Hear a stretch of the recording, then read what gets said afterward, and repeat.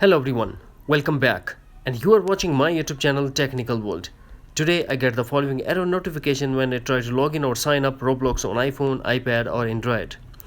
When I tap on sign up, it says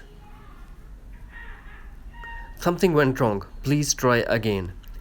If I try to log in and it says something went wrong, please check your internet connection. If I tap on retry, the same message appears again and again. Now what we have to do, force close Roblox and launch settings.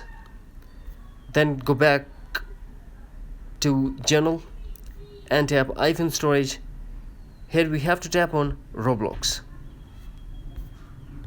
and tap on offload app and tap again offload app to confirm. After that, force close the settings and go to App Store and re-download the app. If you're still facing the same issue, then we go to Safari and search for Roblox official website.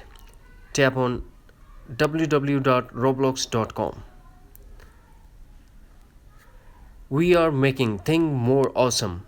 Be back soon, Roblox. There is some server error from the Roblox they are doing or making upgrading, so that's why this error message showing on your iPhone or Android.